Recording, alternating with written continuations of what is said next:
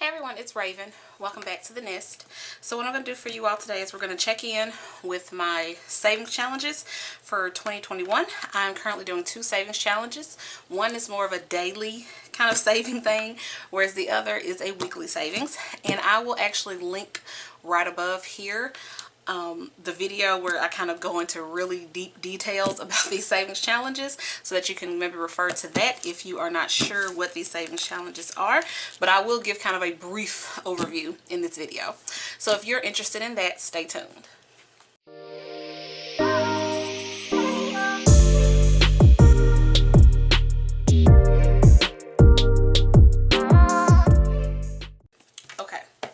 So first we are going to update on the $1 monthly savings challenge. That is the savings challenge where I'm saving a daily amount according to the day of the month. So on the first, I'm saving $1, the second $2, the third $3, and the fourth $4. I hope y'all can see. Let me just tab it. Okay, there we go. The fifth $5, the sixth $6, so on and so forth. So I have been doing this all year long. Thus, so far we are kind of towards the end of May. So I've been doing this since since the beginning of January 1st, as a matter of fact. So we are going to go ahead and update on. First, we're going to talk about where we ended off on last week.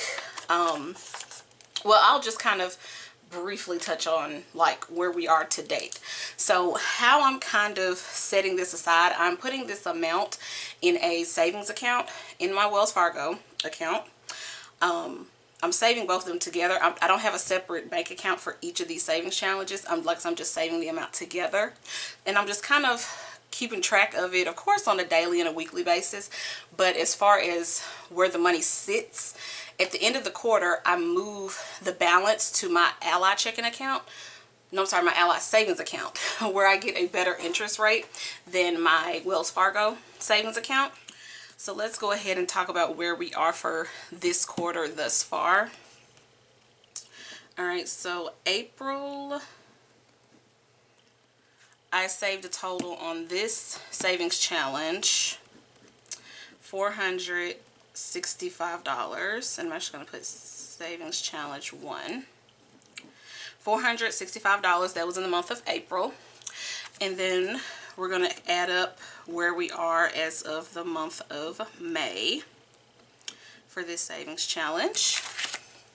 And I'll actually have to calculate, and then I need to tick some days off as well because I have not ticked off a couple of days. We'll go ahead and do that first. So today is, of course, Monday the 24th.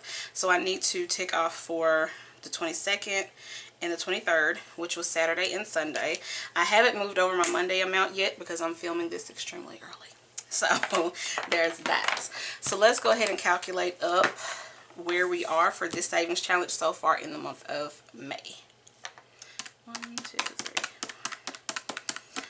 8, 9, 10, 11, 12, 13, 14, 15, 16, 18, 19, 20, 21, 22, 23.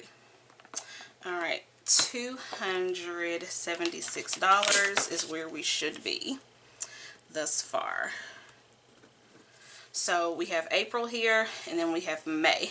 Well, I'm only doing April and May because, like I said, at the end of the quarter, I move that money to my Ally savings account. So currently in my Wells Fargo savings account, which is where I'm conducting this these challenges, I only have April moving forward. So that's how we're going to make sure that I'm on track. We're going to go in and calculate, and then I'm going to show screenshots of my actual balance just to make sure we're, like I said, that we're on track.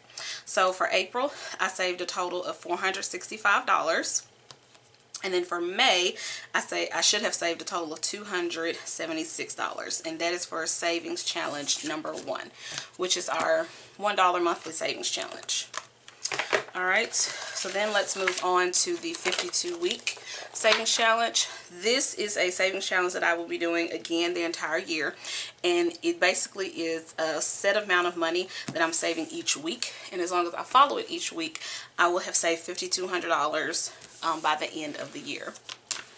So as you see here, it lists out, you know, the week as well as the amount that you save, and then it gives you a running total here, which I don't really use this too much because, like I said, I'm combining both of my savings challenges into one account. So these amounts don't really matter at the these totals. They kind of do, but they kind of don't. It just lets you know, it just lets you keep track to see how close you are to the 5,200. But of course, if you're just doing this savings challenge only, you don't necessarily have to do two. I'm just doing two because I'm trying to maximize my savings. But if you were just doing this one, you know, you could match these up with what's in your savings account that you're saving. Okay, so we have made it to week 20. Week 20 actually occurred on May 21st for me because I am saving these weekly amounts each Friday. So that's going to be $160 that went into savings on May 21st for me. All right, so that means so far, let's see. So for April, for this savings challenge, was going to be savings challenge number 2.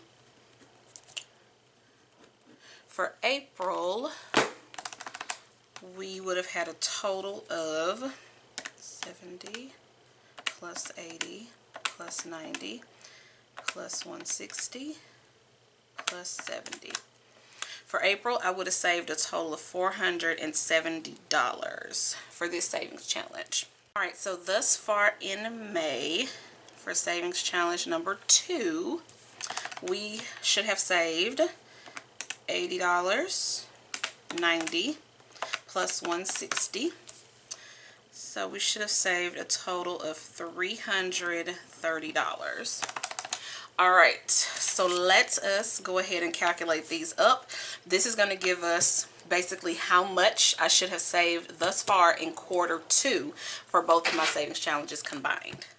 That's going to be $465 for April for savings challenge number 1, plus May's running total, which should be $276, plus $470 for April for savings challenge number 2, plus $330 for what I've saved thus far in May for savings challenge number 2. So that is actually $1,541. That is how much I should have in my savings account at this moment for these savings challenges for Q1. And I'm going to post a screenshot here. As you can see, what I have in my account right now is $1,542.03. So we are, I'm gonna say right where we should be because I'm actually a little bit over.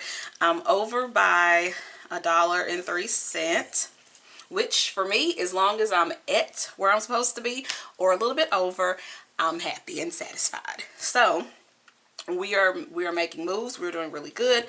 I'm staying on track, being consistent, because that's what it's all about, is consistency, consistency, consistency with your savings. So like I said, as I'm getting closer and closer to the end of the year, I'm getting so excited. I'm going to be extremely happy to see that $10,000 mark at the end of the year, because in a sense that is my savings goal for this year. Well, one of my savings goals for this year is to save an additional $10,000. So I'm going to be super happy once we get to the end of the year and I have this $10,000 set aside. So let me know down below in the comments if you are doing any savings challenges for the year or for the month, or however you're doing your savings challenges, and kind of just let me know how you're doing. Alright guys, if you enjoyed this video, definitely give me a thumbs up. If you are not already subscribed, definitely hit that subscribe button so that you do not miss any more of my videos. Thanks guys. Peace.